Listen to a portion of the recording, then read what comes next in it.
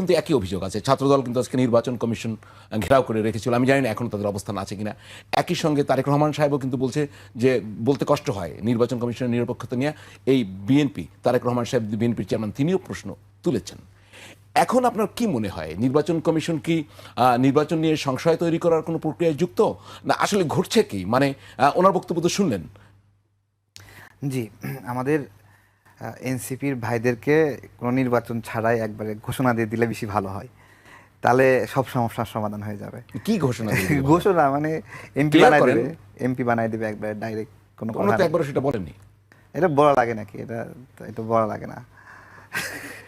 আমি কেন বলতেছি দেখেন, আপনার হলো আমরা তো এই গভর্নমেন্টকে একটা স্পেশাল গভর্নমেন্ট বলি, তাই না? স্পেশাল ক্যারেক্টারের গভর্নমেন্ট না, সংবিধান বা বিভিন্ন ব্যাখ্যায় আমরা তো স্পেশাল ক্যারেক্টার কেন? এটা গণ অভ্যুত্থান পরবর্তী সময়ের একটা, তার মধ্যে স্পেশাল একটা বিষয় ঘটনা ঘটেছে যে আমাদের উপদেষ্টারা কোনোদিন নির্বাচন করতে পারে না, কিন্তু আমাদের একজন উপদেষ্টা সে নির্বাচনে অংশ নিচ্ছে। তাহলে সবার আগে বাতিল হওয়ার কথা নাহিদের মনোনয়ন, সেটা কিন্তু উপদেষ্টা হয়ে নির্বাচনে অংশগ্রহণ করছে। কেন? জুলাই করেছে, জুলাই করলে সব বৈধ, তাই না? তো দ্বৈত নাগরিকের যে বিষয়টা আসছে, আমাদের এই গণ অভ্যুত্থানের আগে বড় একটা অধ্যায় আছে যে রাজনৈতিক কর্মীরা বড় ধরনের নিপীড়নের শিকার হয়েছে, অনেক অনেক বেশি। এই নিপীড়নের বিভিন্ন পর্যায়ে জেল জুলুম খাটা শেষে অনেক রাজনৈতিক কর্মী বিদেশে চলে গেছে, অ্যাসাইলাম নিয়েছে, এবং সবাই অনিশ্চিত যে কবে কী হবে জানি না। এই অ্যাসাইলামের প্রক্রিয়ায় অনেকে বিভিন্ন জায়গায় দ্বৈত নাগরিকের মতো ঘটনা ঘটে গেছে। দ্বৈত নাগরিকত্ব আজকে শুধু নতুন নাই, বাংলাদেশে ইতিপূর্বেও দ্বৈত নাগরিকত্ব নিয়ে অনেক রাজনীতিবিদের এই ধরনের প্রশ্নের সম্মুখীন হয়েছে। পরবর্তীতে নাগরিকত্ব ত্যাগ করে তারা নির্বাচনে অংশগ্রহণ করেছে। এটা হলো একটা বাস্তবতা এবং আমাদের পূর্ব অভিজ্ঞতা। তাহলে যদি স্পেশাল টাইম হিসেবে একটা স্পেশাল নির্বাচন হিসেবে নাগরিকত্ব ত্যাগ করে না, নাগরিকত্ব ত্যাগের আবেদন করে, একটু ক্লিয়ার করে। হয়তো আবেদন করে, একটা প্রক্রিয়ার মধ্যে ত্যাগ হয় না, কিন্তু হ্যাঁ, আবেদনেই ত্যাগ হয় না, কিন্তু আবেদন করে সেটাকে আমি একটু ছেড়ে আপনাকে দিচ্ছে, একটু ওই প্রক্রিয়ার মধ্যে প্রবেশ করা। আবেদন করে উনি নির্বাচন করলেন, পরে নির্বাচনে যদি উনি ইলেক্টেড না হন, তো আবেদনটা প্রত্যাহার করার কিন্তু আইনগত আবার সুযোগ আছে, কিন্তু নাগরিকত্ব বহাল রাখলেন। তো দেখা গেল যে পাশ করলে আমি নাগরিকত্ব ত্যাগ করব, আর পাশ না করলে ত্যাগ করবো না। আমি একটু বলি আপনাকে, একটা প্রশ্ন করে ফেলি, যে আবার দেখা গেছে যে হ্যাঁ উনি নির্বাচিত হলেন, তখন প্রমাণ হলো তিনি দ্বৈত নাগরিক, তখন এটা নিয়ে মামলা করতে হয়। এই মামলায় আল্লাহর রহমতে 5 বছর চলে যায়। এই 5 বছর দেখুন, আমি বলছি যে এই যে আবেদন করলো, আবেদনের পরে আচ্ছা ধরেন কেউ একজন দ্বৈত নাগরিকত্ব না, সে এমপি হয়ে গেছে, দ্বৈত নাগরিকত্ব ছাড়া এমপি হয়ে গেছে, এমপির মেয়াদ শেষে সে দ্বৈত নাগরিকত্ব গ্রহণ করছে, তার ভবিষ্যৎ দ্বৈত নাগরিকত্ব গ্রহণ করার কারণে মানে অতীত এমপি তো বাতিল হয়ে যাবে কিনা? সেটা তো হবে না, সেটা তো হবে না। পরে উনি আর এমপি নির্বাচন করতে পারবেন না। হ্যাঁ, সেটাই বলতেছি, আমাদের সমস্যা কি যে একজন এমপি সেজন্য দ্বৈত নাগরিক না হয় নাকি? বিষয়টা হচ্ছে, আপনি কি ক্লিয়ার করি যে দ্বৈত নাগরিকত্ব বাংলাদেশে বৈধ, কিন্তু জনপ্রতিনিধির কথাই বলছি, হ্যাঁ, সরকারি কর্মকর্তার ক্ষেত্রে এটা বৈধ না। জি, ক্লিয়ার করেন। হ্যাঁ, আমি যে দ্বৈত নাগরিকত্ব ত্যাগ করার আবেদন করেছে সেই প্রক্রিয়া সম্পূর্ণ হয়নি, এই তো হয় না। তো এটা একটা কৌশল, আমি আপনাকে বলি, কৌশলটা হচ্ছে এরকম, বিভিন্ন দেশে দ্বৈত নাগরিকত্ব ত্যাগের আবেদনের পর এই প্রক্রিয়া শেষ হতে কোথাও 6 মাস, কোথাও 1 বছর। আমি শেষ করি ভাইয়া, কোথাও 1 বছর লাগে, আমি শেষ করি 1 বছর লাগে। ইতিমধ্যে এই আবেদনের প্রেক্ষিতে যদি নির্বাচনে অংশগ্রহণ করার সুযোগ পান, উনি এমপি হয়ে গেলে তো আবেদনের পর উনি দ্বৈত নাগরিক থাকলেন না। আর যদি এমপি না হন, তাহলে এটা পুনর্বহাল করার সুযোগ আছে। আমি সেটাই বলছি, এমপি হলে আমি দ্বৈত নাগরিকত্ব ছাড়বো, এমপি না হলে ছাড়বো না।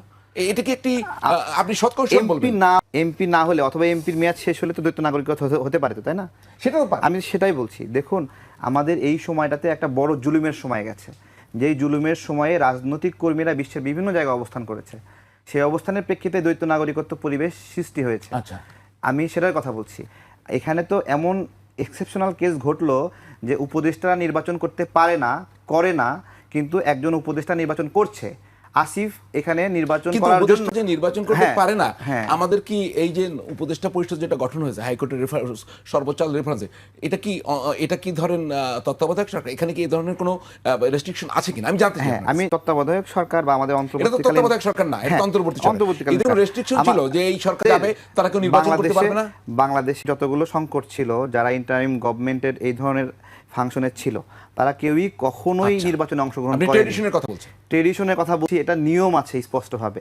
এবং এই গভর্নমেন্টের সময়ে চালাকি করে আমাদের এই যে আমাদের উপদেষ্টারা চালাকি করে এই গভর্নমেন্টের সময়ও একটা প্রস্তাবনা লিখিত আকারে হয়েছিল, সেটা খসড়াও বাইরে এসেছিল যে উপদেষ্টারা নির্বাচন করতে পারবে না, কিন্তু ওই যে মনের মধ্যে দুষ্টামি শয়তানি তারা নির্বাচন করবে, সেই কারণে এই স্বাভাবিক যে নিয়ম যা অন্য তত্ত্বাবধায়ক সরকারের ক্ষেত্রে মানতো, এই তত্ত্বাবধায়ক সরকারের ক্ষেত্রে সেটা মানতে দেয়নি, অন্তর্বর্তী সরকার। হ্যাঁ, এই অন্তর্বর্তীকালীন সরকারের ক্ষেত্রে সেটা মানতে দেয়নি। জি, তাহলে কি দাঁড়াচ্ছে এখন? আমি আপনাকে যে প্রশ্নটি করেছিলাম সেখানে ফিরে আসি। এনসিপি যদি নির্বাচন থেকে সরে যায়, কি দাঁড়াবে? দাঁড়াচ্ছে যেটা, যে কয়রা জোরাজোরি করে বাদ রাখতে পারে অতগুলোতে তারা আসন নেবে, এমনি তো পাবে না। মানে এনসিপি নির্বাচন থেকে সরে যায় তাহলে নির্বাচনের কি অবস্থা হবে? এটা কি অংশগ্রহণমূলক হবে? এখন নির্বাচনে থাকা দরকার, এনসিপি থাকা দরকার, জামাত থাকা দরকার। এরকম করে বলাও ঠিক না যে অমুক চলে গেলে নির্বাচনের মতো হবে। আমি এই ধরনের অগণতান্ত্রিক কথা বলতে চাই না। আমি বলতে চাই সবাইকে নিয়ে নির্বাচন করতে হবে। এখানে যে নির্বাচনের মাঠ থেকে যে সরিয়ে দেওয়ার একটা প্রবণতা, একটা রাজনৈতিক কর্মী যে দীর্ঘদিন জেল জুলুম নিপীড়নের শিকার হয়েছে, তাকে সরিয়ে দেওয়ার জন্য যে যুদ্ধ, এই যে হাসনাত আব্দুল্লাহ যে যুদ্ধ করতেছে, লড়াই করতেছে, এতে ওর জনপ্রিয়তা, ও এখানে ফ্রি ফিল চাচ্ছে কেন? ও অনেক জনপ্রিয় না, অনেক সাহসী না, তাহলে ফ্রি ফিল কেন চাবে? প্রতিদ্বন্দ্বিতা করুক না। মুন্সি সেও তো একটা নিপীড়িত মানুষ, সে গণ অভ্যুত্থানের আগে দীর্ঘ সময় নিপীড়নের শিকার হয়েছে না, তাহলে তাকে ঠেকাতে তার এত তৎপরতা কেন? মুন্সি সাহেবের দ্বৈত নাগরিকত্বের না সমস্যা, না, তার তো ঋণ খেলাপি। ঋণ আমাদের ঋণ খেলাপি যদি কোনো ব্যক্তি হয়, ঋণ খেলাপি হওয়ার জন্য কি ফাঁসি দেওয়া হয় নাকি? যে আপনি ঋণ খেলাপি, আপনাকে ফাঁসি দেওয়া হবে? সিস্টেম কি? সিস্টেম নির্বাচনে অংশ নিতে না, পারবে না। আমার কথা আগে শোনেন। ঋণ খেলাপি থেকে বাঁচার সিস্টেম কি? যে আপনি একটা ইনস্টলমেন্ট দিবেন, দুটো ইনস্টলমেন্ট দিবেন, দিয়ে আপনাকে ঋণ রিশিডিউল করবেন একটা নির্দিষ্ট অ্যামাউন্ট জমা দিয়ে। ঋণ রিশিডিউল করলে তো সরকার টাকা ফেরত পাবে নাকি? নাকি ঋণ রিশিডিউল না করে টাকা ফেরত পাবে নির্বাচন না? কমিশনই তো ওনার মনোনয়নের বৈধতা দেয়নি, এখন আপনি সেটা নিয়ে কেন কথা বলছেন? না না, এটা দেয়নি। এখানে হাসনার সামনে দাঁড়ায় আছে, হাসনাতের সামনে লজ্জা পাবে না, এই জন্য দেয়নি। তাই তাছাড়া কি? একজন প্রার্থী কমপ্লেইন করতে পারে না? ডক্টর ইউনূস ঘোষণা করেছে না যে তারা সংসদে যাবে, মন্ত্রী হবে, বিভিন্ন কিছু সবকিছু রেডি করে দিচ্ছে সুন্দরভাবে, পথ পরিষ্কার করছে। এটা ঠিক না, এগুলো গণতান্ত্রিক না। আমি সেম কথাই বলতেছি যে মুন্সি সাহেব এখানে মানে আটকা দিচ্ছে না শুধুমাত্র হাসনাতের জন্য, এরকম করা করে অন্য ক্ষেত্রে করবে না। আমি আপনাকে দায়িত্ব নিয়ে বলতেছি, অন্যের ক্ষেত্রে এটা করবে না, বুঝছেন? এবং এটা যখন যেখানে ঠেকানো দরকার সেখানে ঠেকাবে। এইটাই তো এই মানে জুলাই করে সব বৈধ নাকি বলেন? না, আমি আপনার কথা আপনি বলছেন করুক না, প্রতিযোগিতা করুক, জিতবে। ও তো অনেক জনপ্রিয়তা, ও কেন ভয় পাবে? এটা তো আমার প্রশ্ন।